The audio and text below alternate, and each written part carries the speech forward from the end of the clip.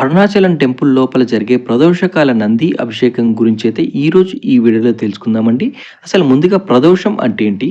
నంది ఎవరు? ఈ అభిషేకం చూడటం వల్ల కలిగే ఫలితాలు, ప్రాముఖ్యత, అలాగే భక్తులు పాటించాల్సిన విధి విధానాలు, దీంతో పాటుగానే అభిషేకంలో ఉపయోగించే పవిత్ర ద్రవ్యాలు అవేంటో కూడా ప్రతిదీ ఈ వీడియోలో ఉంటుందండి. అసలు ఈ అభిషేకంలో పాల్గొనాలంటే టికెట్ కావాలా లేదో కూడా మధ్యలో చెప్తాను. వీడియోని మాత్రం ఎక్కడ స్కిప్ చేయకుండా చివరి వరకు చూడండి. ముందుగా నంది అభిషేకం స్టార్ట్ అయ్యే ముందు నందికి ఉన్న చందనం బొట్టు అంతా కూడా ఇలా తీస్తారండి. తీసిన చందనం అంతా కూడా వచ్చిన భక్తులకు ప్రసాదంలా పంచిపెడుతూ ఉంటారు. ఎంతో పవిత్రమైన ఈ ప్రదోషకాల నంది అభిషేకం అనేది ఈ విధంగా స్టార్ట్ అవుతుందండి. స్టార్ట్ అయిన తర్వాత అభిషేకంలో ఉపయోగించే వివిధ రకాల ద్రవ్యాలతో అయితే అభిషేకం చేయడం జరుగుతుంది. అభిషేకం అనేది ఎలా చేస్తారు, అభిషేకం చేసిన తర్వాత ఈ ద్రవ్యాలను ఏం చేస్తారు, అదేవిధంగా అభిషేకం చేయటం వల్ల చూడటం వల్ల మనకు కలిగే ఫలితాలేంటి, ఈ అభిషేకానికి మన వంతు అంటే వచ్చిన భక్తులు కూడా అన్నీ ఇక్కడ సమర్పించవచ్చండి. ఇది ఎలానో వీడియో మధ్యలో చెప్తూ ఉంటాను. మనం ఇచ్చిన ద్రవ్యాలతోటి కూడా ఇక్కడ అభిషేకం అనేది చేస్తూ ఉంటారండి. అసలు ముందుగా నంది ఎవరు అనేది తెలుసుకుందాం. నంది అనేది భగవాన్ పరమశివుని వాహనం మరియు ద్వారపాలకుడు. శివుని ముందుగా నిలబడి ఎప్పుడు కూడా ఆయన ఆజ్ఞను స్వీకరిస్తూ ఉంటాడు. నంది అనేది శ్రద్ధ, భక్తి, నిబద్ధత, పవిత్రతకు ప్రతీక. నంది అనేది పరమశివుని వాహనం మరియు ఆయనకు అత్యంత ప్రీతికరమైన భక్తుడు. ఈ ప్రదోషకాల నంది అభిషేకంలో ఉపయోగించే పవిత్ర ద్రవ్యాలు ఇవేనండి. అభిషేకం చేసే సమయంలో పాలు, పెరుగు, కొబ్బరి నీరు, తేనె, చందనం, గంగాజలం వంటి పవిత్ర ద్రవ్యాలతో నందీశ్వరుని అయితే అభిషేకించడం జరుగుతుంది. అరుణాచలంలో నంది అభిషేకం అంటే తిరువన్నామలైలోని అరుణాచలేశ్వరి ఆలయంలో నంది విగ్రహాలపై ఈ పవిత్ర అభిషేకం చేయడం జరుగుతుందండి. అది కూడా ప్రదోష కాలంలోనే చేస్తూ ఉంటారండి. అసలు ఈ ప్రదోషకాల అభిషేకం అంటే ఏంటో తెలుసుకుందాం. ముందుగా అసలు ఈ ప్రదోషం అంటే ఏంటి, ఈ ప్రదోషకాలం అంటే ఏంటి అనేది ఇప్పుడు చూద్దాం. ప్రదోషం అంటే ప్రతి చంద్రపక్షంలో 2 సార్లు వస్తుందండి. ఒకటి శుక్లపక్షం అంటే అమావాస్య తర్వాత, మరొకటి కృష్ణపక్షం అంటే పౌర్ణమి తర్వాత. అంటే ప్రతి 15 రోజులకు ఒకసారి ఈ ప్రదోషం వస్తుంది. ఈ వచ్చిన రోజు మాత్రమే ఈ నంది అభిషేకం అని చేస్తూ ఉంటారండి. చూశారు కదా, అక్కడ నంది అభిషేకం అయిన తర్వాత వచ్చిన జలాలన్నీ కూడా భక్తులపై ఎలా చల్లుతున్నారో, ఈ ప్రదోషకాల నంది అభిషేకం చూసేవారికి ఈ భాగ్యం అయితే దక్కుతుందండి. చూశారు కదా, అడిగి మరీ ఇలా అభిషేకం చేయించిన నీరంతా కూడా ఇలా చల్లుతున్నారండి. నీరే కదండి, ప్రతి ఒక్క ద్రవ్యాలని కూడా ప్రతి ఒక్క భక్తులకు ఇవ్వడం జరుగుతుంది. మీరు ఏ పాపాలు చేసినా సరే, మీ పాపాలు పోవాలి, మీరు సుఖంగా ఉండాలి అంటే ఈ నంది అభిషేకాన్ని ఇలా ఒక్కసారి వీక్షించండి. ఇది చూడటం వల్ల మీరు తెలిసి తెలియక చేసిన పాపాలు అన్నీ కూడా తొలగిపోతాయండి. మీకు జాతకంలో ఉన్న దోషాలు పోవాలన్నా సరే ఈ నంది అభిషేకం చూడటం వల్ల మీకున్న దోషాలన్నీ కూడా తొలగిపోతాయని చెప్తూ ఉంటారండి. ప్రదోష నంది అభిషేకం ఎప్పుడు చేస్తారో ఇప్పుడు తెలుసుకున్నాం కదండి. అదేవిధంగా ప్రదోషం ఉన్న రోజున ఏ సమయంలో ఈ అభిషేకం చేస్తారో ఇప్పుడు తెలుసుకుందామండి. సమయం వచ్చేసి 4:30 నుంచి 6 గంటల మధ్యలోనే, అంటే సూర్యాస్తమయానికి 1 గంటన్నర ముందు అత్యంత పవిత్రమైన సమయంగా దీన్ని చూస్తారండి. ఈ సమయంలోనే నందికి అభిషేకం చేస్తూ ఉంటారండి. అదేవిధంగా కార్తీక మాసం అమావాస్య, పౌర్ణమి, మహాశివరాత్రి రోజుల్లో కూడా ప్రత్యేక నంది అభిషేకం అయితే జరుగుతూ ఉంటుందండి. ఈ అభిషేకం చూసారంటే మీకు ఉన్న దోషాలన్నీ తొలగిపోతాయని పెద్దవారు చెప్తూ ఉన్నారండి. ఈ అభిషేకాన్ని అస్సలు మిస్ అవ్వకుండా నంది ప్రదోష అభిషేకం అంటే ఏంటి, అసలు ఈ ప్రదోష అభిషేకం చూడటం వల్ల భక్తులు కలిగే ఫలితాలు ఏంటో ఇప్పుడు తెలుసుకుందాం. శివాలయాల్లో నంది విగ్రహం ఎప్పుడు కూడా శివలింగం ఎదురుగానే ఉంటుంది. ప్రదోష సమయంలో నందిని పవిత్ర ద్రవ్యాలతో అభిషేకించిన ప్రత్యేకమైన శైవ ఆచారం. ఇది శివుడి సన్నిధిలో నంది ద్వారా ప్రార్థనలు సమర్పించడం అనే భావనలో జరుగుతుంది. ఈ నంది అభిషేకంలో నంది విగ్రహానికి అభిషేకం, అలంకారం, దీపారాధన వంటివి చేస్తూ ఉంటారు. అభిషేకంలో ఉపయోగించే పవిత్ర ద్రవ్యాలను ఇంతకు ముందే చెప్పుకున్నాం కదండి. పాలు, పెరుగు, కొబ్బరి నీరు, గంగాజలం, చందనం, తేనె, పుష్పాలు, కుంకుమ. వీటి వల్ల కలిగే ఉపయోగాలేంటో ఇప్పుడు తెలుసుకుందాం. పాలు, పాల వల్ల శాంతి, చల్లదనం, పవిత్రతకు సూచకం. పెరుగు ఆత్మశుద్ధి, శాంతి. తేనె మధురిత, దైవానుగ్రహం. గంధం లేదా చందనం, దీనివల్ల చల్లదనం, శాంతి, భక్తి. పుష్పాలు శుభ ఫలితాల సంకేతం. పంచామృతం పాలు, పెరుగు, తేనె, బెల్లం, నెయ్యి, సంపూర్ణ శివారాధన. ఈ అభిషేకం తర్వాత నందిని కొత్త వస్త్రాలతో అలాగే పూలతో అలంకరించి దీపారాధన చేస్తూ ఉంటారు. అసలు ఈ అభిషేకం అంతా చూడటానికి 2 కళ్ళు కూడా సరిపోవండి. అసలు ప్రతిసారి కూడా అంటే పాలతోటి, పెరుగుతోటి, తేనెతోటి, గంధంతోటి, పుష్పాలతోటి ఇలా ప్రతీది కూడా అభిషేకం చేస్తూ ఉంటారు. చేసిన తర్వాత హారతి ఇస్తూ ఉంటారు. హారతి ఇచ్చిన తర్వాత భక్తులకంతా కూడా హారతిని చూపిస్తూ ఉంటారు. ఇదంతా కూడా చాలా అంటే చాలా చూడటానికి 2 కళ్ళు కూడా సరిపోవండి. అంత అద్భుతంగా ఉంటుందండి. అసలు ఈ అభిషేకం చూడటం వల్ల మనకు కలిగే ఆధ్యాత్మిక ప్రాముఖ్యత ఏంటో ఇప్పుడు తెలుసుకుందాం. ప్రదోష సమయంలో నంది అభిషేకం చేయటం వల్ల శివుడు ప్రసన్నుడై అన్ని పాపాలను క్షమిస్తాడు అని విశ్వాసం. నంది శివుడు దూత. భక్తుల ప్రార్థనలు ఆయన ద్వారా శివుడికి చేరతాయని పురాణాలు చెప్తున్నాయి. నంది ముందు కూర్చొని ధ్యానం చేస్తే మనసు ప్రశాంతంగా, పాప విమోచనం, ఆరోగ్య ప్రయోజనం, కుటుంబ శాంతి, ఆర్థిక ప్రగతి లభిస్తాయని నమ్మకం ఉంది. అరుణాచల ఆలయంలో నంది అభిషేకం. అరుణాచలేశ్వరుని ఆలయంలో 5 ముఖ్య నందులు ఉన్నాయండి. ఇందులో అన్ని నందులకు ఏకకాలంలో ఈ అభిషేకం చేస్తూ ఉంటారు. గర్భగుడి ముందు ఉన్న నందికి మాత్రం తెల్లవారుజామునే అభిషేకం జరుగుతూ ఉంటుందండి. తర్వాత సాయంకాలం ప్రదోష కాలంలో ఇక్కడ పెద్ద నందికి అభిషేకం చేస్తూ ఉంటారు. ఈ అభిషేకం చూడటానికైతే 2 కళ్ళు సరిపోవండి. ఇక్కడ మరీ ముఖ్యంగా చాలామంది అడుగుతున్న క్వశ్చన్ ఏంటంటే, ఈ అభిషేకం చూడటానికి టికెట్ ఎక్కడ తీసుకోవాలి? ఈ అభిషేకం అనేది చూడటం ఫ్రీ అనండి. అసలు టికెట్ అనే మాటే లేదు. ఈ అభిషేకం చూడాలి అంటే టెంపుల్‌కి ముందుగానే అంటే 4:30కి ఈ పూజ స్టార్ట్ అవుతుంది. అభిషేకం 4:30కి స్టార్ట్ అవుతుందంటే మీరు 3 గంటల నుంచి వచ్చి ఇక్కడ కూర్చోవచ్చండి. ఎవరైతే ముందుగా వచ్చి ఇక్కడ కూర్చుంటారో వారు ముందు వరుసలో అయితే కూర్చొని చూడటానికి వీలుగా ఉంటుంది. లేట్‌గా వచ్చినట్టయితే వెనక్కి వెళ్ళాల్సి ఉంటుంది. వెనక్కి వెళ్తే సరిగ్గా కనిపించదు కాబట్టి మీరు ముందుగా వచ్చినట్టయితే ఇక్కడ దగ్గర నుంచే నందిని చూడొచ్చు. ప్రదోషకాల నంది అభిషేకాన్ని ఎవరైతే చూడటానికి వస్తున్నారో వారు మాత్రం కొన్ని విధి విధానాలు పాటించాల్సి ఉంటుందండి. భక్తులు ఇలా చేసినట్టయితేనే వాళ్ళకి సంపూర్ణ అనుగ్రహం అయితే లభిస్తుందని చెప్తుంటారు. ముందుగా భక్తులు పాటించాల్సిన విధి విధానాలు ఏంటో తెలుసుకుందాం. ప్రదోషం రోజున ఉపవాసం లేదా తేలికైన భోజనం చేయటం మంచిది. రెండోది, సాయంకాలం అంటే ప్రదోష కాలంలో స్నానం చేసి శుభ్రమైన వస్త్రాలు ధరించి రావాలి. శివాలయంలోకి వెళ్ళి నందిని దర్శించాలి. నంది ముందు కూర్చొని ఓం నమ శివాయ అనే మంత్రాన్ని జపించాలి. నందికి పాలు, పుష్పాలు, బిల్వదళాలు సమర్పించుకోవచ్చండి. ఇది పూజలో మీరు పాల్గొన్న ప్రతి ఒక్కరు సమర్పించాలని ఏమీ లేదండి. అది మీ ఇష్టాన్ని బట్టి ఉంటుందండి. ఈ నంది అభిషేకం చేసేటప్పుడు మీ వంతు మీరు ఏదైనా అభిషేకంలో ఇవ్వాలి అనుకుంటే మీరు బయట షాప్స్లో అయితే అవైలబుల్గా ఉంటాయండి. అవి పాలు, పెరుగు, కొబ్బరి నీరు, గంగాజలం, చందనం, తేనె, పుష్పాలు, కుంకుమ ఇవన్నీ బయట షాప్స్లో లభిస్తూ ఉంటాయండి. మీకు ఒకటి కావాలన్నా ఒకటే ఇస్తారు. లేదంటే పూర్తి సెట్ కావాలన్నా సెట్ రూపంలో అయినా వీళ్ళు అందించడం జరుగుతుందండి. అవి మీరు కొనుక్కొని వచ్చి ఇక్కడ ఉంటారు కదండి అయ్యగార్లకి, వాళ్ళకి పూజ స్టార్ట్ అయ్యే ముందు ఇచ్చినట్టయితే ఏ ఐటెం అయితే ఇస్తారో ఆ ఐటెంలో వీళ్ళు యాడ్ చేస్తుంటారండి.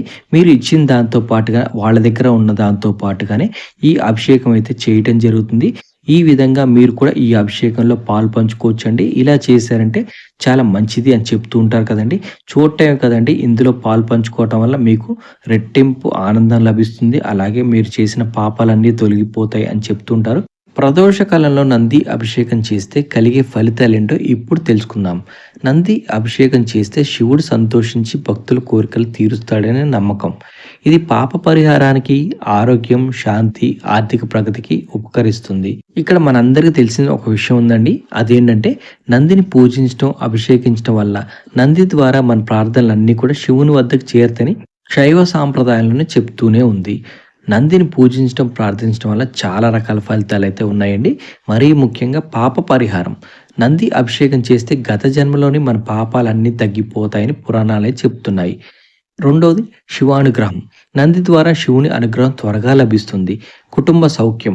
కుటుంబంలో ఐక్యత, ఆరోగ్యం, ధనాభివృద్ధి కలుగుతాయి. ఈ అభిషేకం చూడటం వల్ల మనకి ఆధ్యాత్మిక బలం కూడా పెరుగుతుందండి. అంటే మనసుకు ప్రశాంతత, భక్తి, శాంతి పెరుగుతుంది. ప్రదోష సమయంలో నంది అభిషేకం చేస్తే శివునికి అత్యంత సంతోషిస్తాడని శివ పురాణమే చెప్తుంది.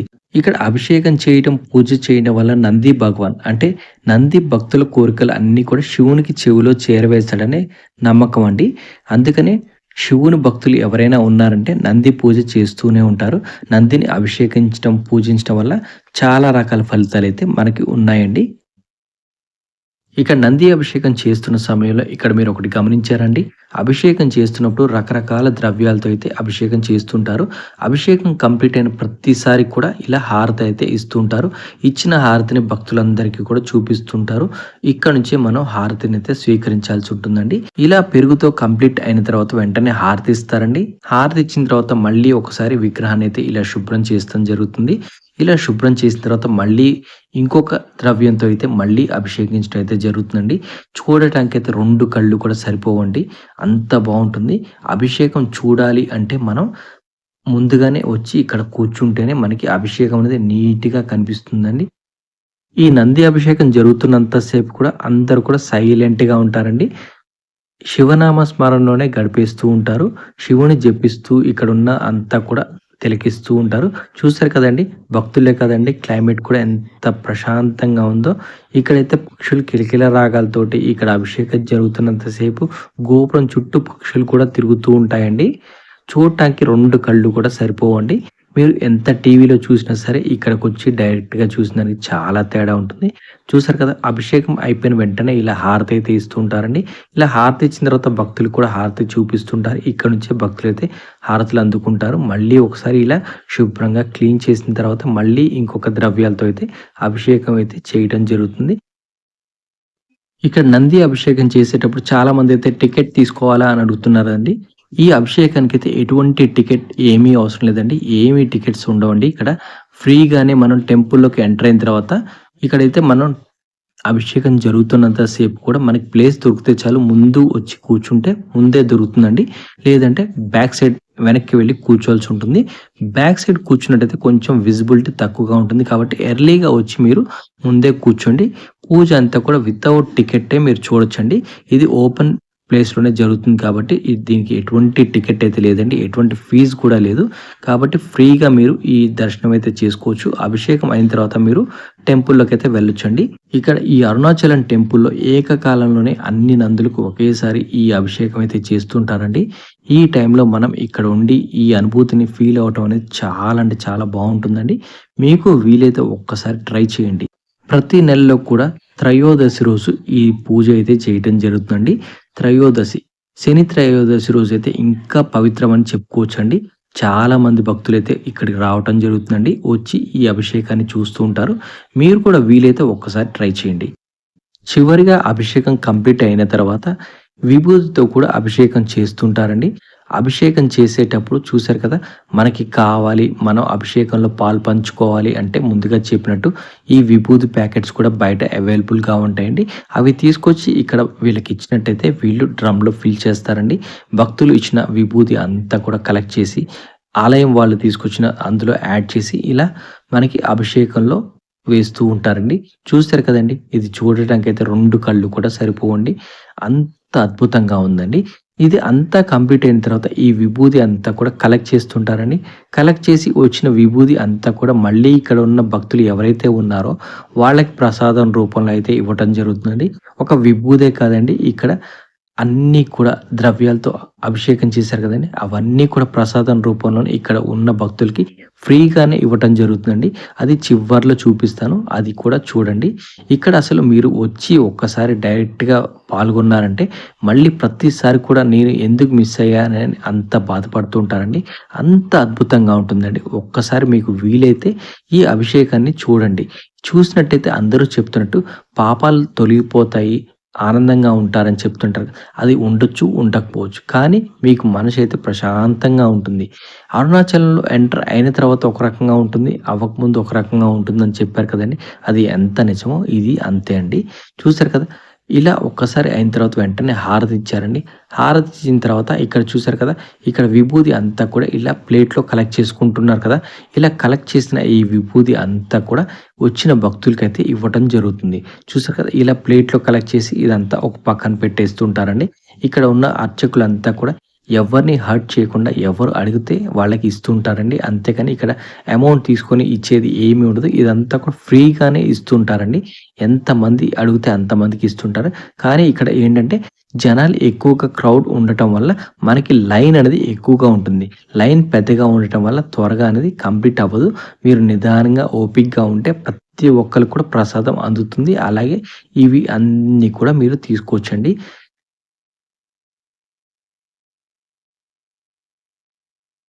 అభిషేకం కంప్లీట్ అయిన వెంటనే హారతి ఇస్తారండి. హారతి ఇచ్చిన తర్వాత వెంటనే మళ్ళీ ఒకసారి వాటర్ తోటైతే ఇలా శుభ్రంగా క్లీన్ చేస్తూ ఉంటారండి. ఇలా శుభ్రంగా క్లీన్ చేసిన తర్వాత మాత్రమే మళ్ళీ అభిషేకం అనేది స్టార్ట్ చేస్తూ ఉంటారు. చూడటానికైతే 2 కళ్ళు సరిపోవండి. ఇది కంప్లీట్ అవ్వటానికి మినిమమ్ 2 అవర్స్ అయితే పడుతుందండి.